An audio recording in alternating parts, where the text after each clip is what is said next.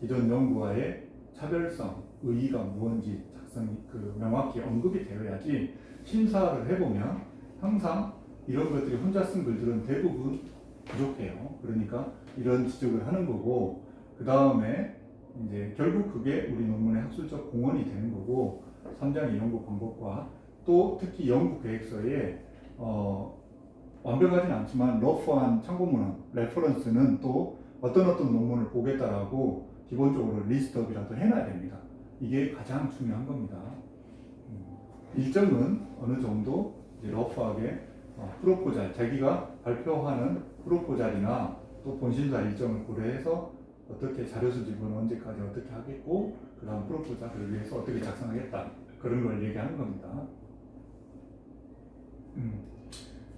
저는 반 이상이라고 했는데 사실상 한 80% 정도라고 보셔도 무방할 정도로 이 과정이 너무 중요한 겁니다. 그리고 프로포잘을 이렇게 뼈대를 작성해 놓으면 나중에 우리가 심사할 때 프로포잘 발표든 본심사 발표든 뭔가 발표 자료를 만들어야 됩니다. PPT로 하든 한글로 하든 관계없습니다. 그래서 발표 자료를 만들 때 우리가 작성해 놓은 연구 계획서, 물론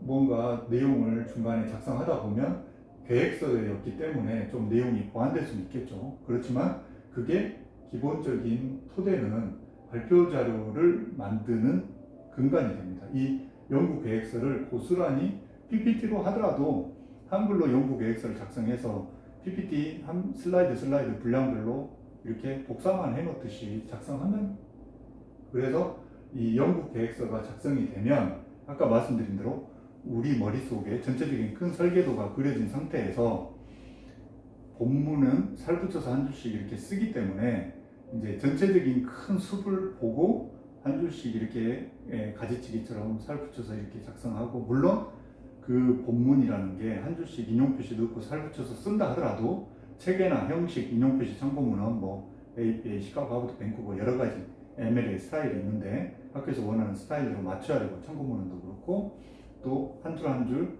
한 문장 한 문장 학술적 글쓰기, 아카데믹 라이팅 원칙에 맞춰서 1인칭 주어 부어체 표현하면 안 되고 문어체 쓰고, 또 한 문장에서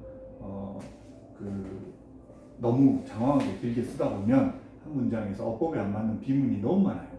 그 어법에 안 맞는 비문이라는 게 나중에 심사 때 교수님들이 어차피 다 보시는 겁니다.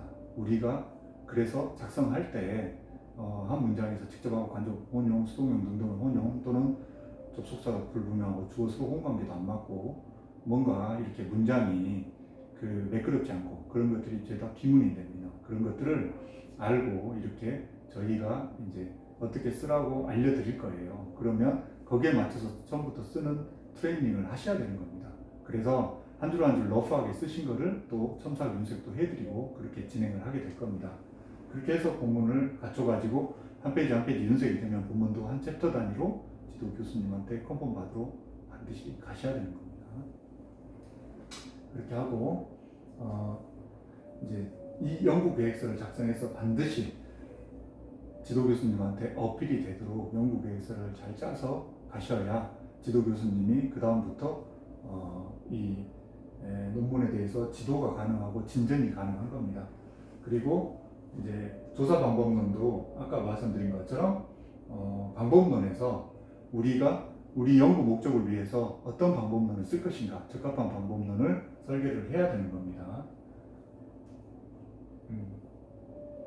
그리고 지도 교수님한테 반드시 이 연구 계획서 해야 된다는 것은 당연히 아무리 강조를 해도 지나치지 않는 얘기인 거고, 지도 교수님한테 컨펌이 돼야만이 진행이 되는 거지, 우리끼리 막 작성을 해서 지도 교수님 뵙기 껄끄럽고 안 만나주고 봐주지도 않는다고 해서 그냥 막 본문 작성해서 어느 정도 완성해서 교수님한테 가보면 논문이 잘 써지고 안 써지고를 떠나서 제 경험적으로 지도 교수님은 그 노력해오는 퀄리티는 낮은 문제고, 연구자, 학생이 노력하는 과정을 어느 정도 보여야 될 필요가 있는 거예요. 근데 그런 과정이 무시된 채 과정을 밟지 않고 전체를 완성해갖고 오면 그거는 시간 낭비가 되는 거예요. 지도 교수님 입장에서 신뢰도 떨어지는 것이고, 그리고 지도 교수님 입장에서도 심사장에 가서 심사위원들한테 디펜스를 하기 위해서는 중간중간에 지도하는 학생이